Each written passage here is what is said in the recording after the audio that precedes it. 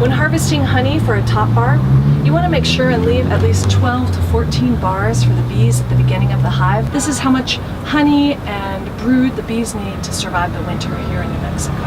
Anything beyond that point is for the beekeeper to harvest. When harvesting honey, you want to make sure at least 50% of the comb is capped. This comb is ready to harvest. As you can see, most of it is capped on both sides of the comb. I'm going to take a bee brush. I don't have a bee brush with me today, so I just picked a few little plants here, and I'm going to brush the bees gently into the hive.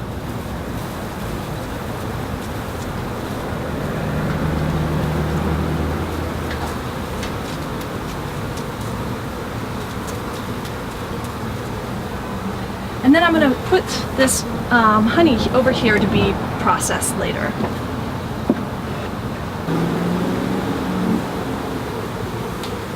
This comb is mostly capped on this side. And on this side, a little bit of it is capped, but then quite a bit of it is left empty. I'm going to leave this in the hive for them to cap it and harvest it at another time. We've harvested some gorgeous honey today. We're going to put it in the bucket to harvest later. And the way you do that is you take your hive tool and you just cut the honey off into your bucket.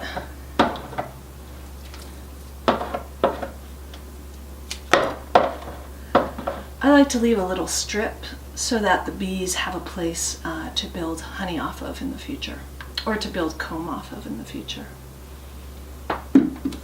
And now we're ready to process that honey.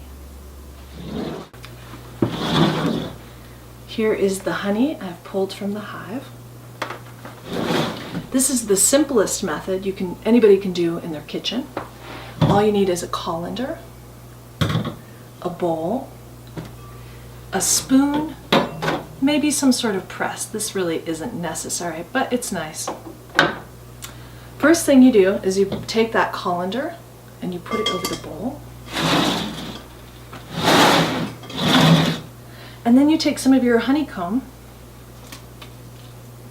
and this is the messy part. You fill your colander with the honey, and this is something you can do with your hands. You basically just crush the honey into the colander above the bowl, releasing all the honey from the honeycomb.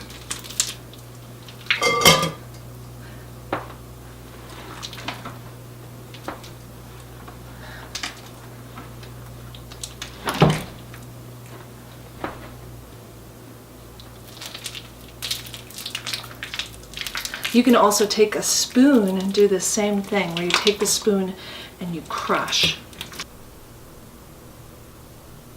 If you want a finer strain of honey, they sell these strainers.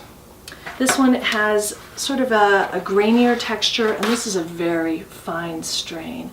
And these will get out all of the debris that would be inside of your honey. Another useful tool to have is a bucket with a honey gate on it. So your clean honey goes into this food grade bucket, and when you fill your jars of honey, you use this honey gate to fill your jars. This piece of equipment is useful if you have a larger harvest of honey. It is actually a grape press. You can fill it with your honeycomb, and there is a large wooden circle that as you turn this, it pushes down on the honeycomb, and the honey releases from the honeycomb and pours from this spout into your bucket. This is how you make comb honey with top bar hives. You pull out a comb of honey. You want it to be nice, clean, fresh wax that has never been in the brood chamber, because the brood chamber is where the baby bees have emerged and they leave a cocoon behind them. So that wax isn't very good for comb honey because of the cocoon buildup, and it's not really easy to chew. You need a cookie cutter in the shape of a square, and a clamshell. That cookie cutter fits perfectly within that clam. If you don't have this tool, you can also use a knife. We'll try both ways.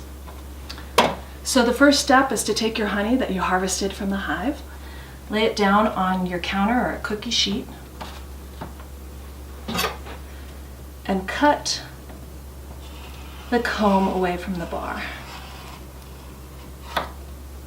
with a sharp knife.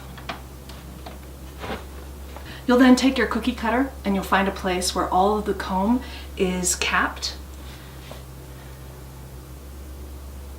Place the cookie cutter and push down on it.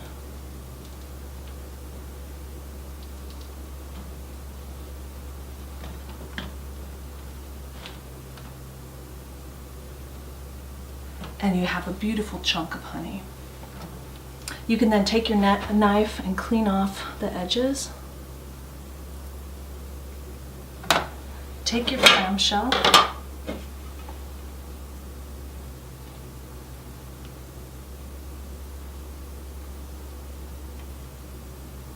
and wiggle that beeswax right in there. Put on the lid. If you don't have this cookie cutter, you can also use a knife. Take your clamshell lid and put it down on your honeycomb and make a little scoring with your knife of where you want to cut it. Now remember that the box is smaller than this lid that you want to put that beeswax in. So you want to cut in to the beeswax a little bit inside of that scoring mark that you made with your sharp knife.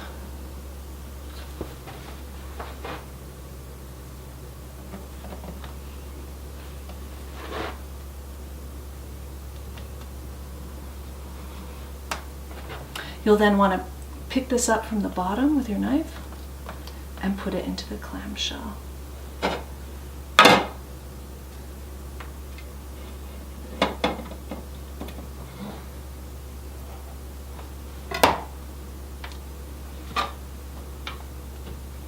There you go.